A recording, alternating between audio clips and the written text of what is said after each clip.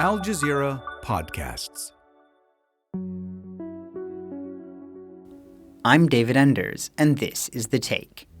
As Israel's war on Gaza, Lebanon, and Syria continues, we're coming to you on Sundays with a weekly roundup. This week, 23 days into a ceasefire, Israel has killed at least 224 Palestinians in Gaza. Unexploded ordinance in Gaza is also claiming lives. Lebanon's president instructed its army to respond to Israeli attacks. Today is Sunday, November 2. Israel has killed more than 68,858 Palestinians in Gaza since October 7, 2023. Hamas is working with the International Committee of the Red Cross to locate 13 bodies of Israeli captives still missing in Gaza. Israel has said it will not allow agreed-upon amounts of aid to enter Gaza until those bodies are returned. Here's Al Jazeera's Hind Khoudary in central Gaza on Saturday. We have been seeing the heavy machinery in Khan Yunis, and there are efforts of retrieving the bodies. Now, what is going to happen now is the ICRC are working closely with Hamas, and they are going to help each other on finding and retrieving the bodies of the Israeli captives. Now, Palestinians are also willing and hoping this is going to be a fast process because Palestinians are waiting for the reconstruction. They're waiting for the Rafah crossing to open, and they're also hoping that this ceasefire is going to make it till the end. On Wednesday, Israel struck Gaza, killing more than 100 people in the most significant breach of the ceasefire so far. But as Al Jazeera's Kimberly Halkett reported from Washington, D.C., U.S. officials say they believe the ceasefire they helped broker is holding.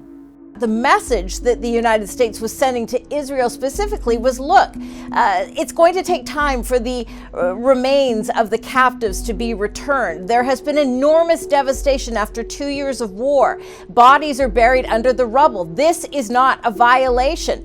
But of course, we've seen the opposite accusations coming from Israel, and that's why there was this pleading for caution. The bottom line in all of this, though, the view of the U.S. Officials coming from the State Department speaking to Al Jazeera is that this is not a violation on the part of Hamas, and in fact that in the eyes of the United States, despite these strikes by the Israelis, they believe the ceasefire agreement is still intact.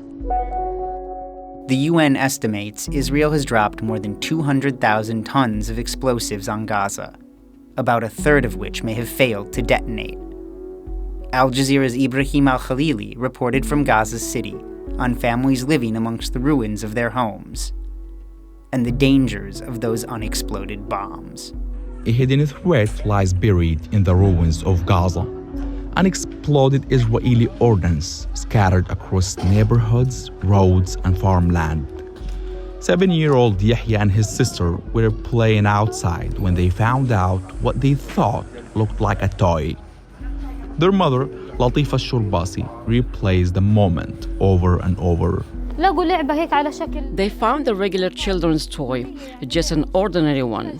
My daughter was holding it, and then my son took it and started tapping at it with a coin. Suddenly we heard a sound of explosion. It went off in their hands.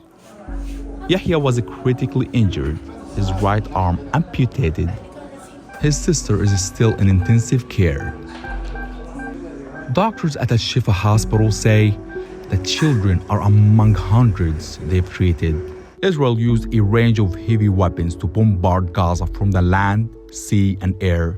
What's left behind varies, from landmines to mortar and artillery shells with explosives and shrapnel that create a lethal blast radius, and tank rounds, projectiles that pierce armor. By far the biggest bomb the Israeli military used is the Mk-84, which weighs more than 900 kilograms. It can penetrate reinforced concrete and layers of metal and steel. The fighting may have stopped, but these will far outlast the war. Israel escalated attacks in southern and eastern Lebanon this week as it sought to pressure the government there to disarm Hezbollah. Al Jazeera's Zeina reported from the town of Blida in South Lebanon. after an incursion by Israeli soldiers on Thursday prompted Lebanon's president, Joseph Aoun, to instruct the Lebanese army to confront further such aggression. It was the first order of its kind after months of Israeli strikes and limited ground operations. Hezbollah and the people of the south, many of them the group's supporters, welcomed the move. Much of Blida, like other towns along the border, have been destroyed by war, and despite a ceasefire, Israel still targets Hezbollah members and sites.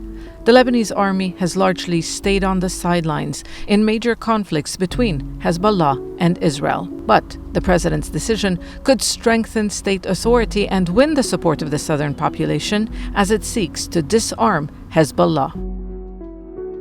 And that's The Take for Sunday, November 2. Please join us again tomorrow. This episode was produced by me, David Enders. Our sound designer is Alex Roldan. Alexandra Locke is The Take's executive producer, and Ney Alvarez is Al Jazeera's head of audio.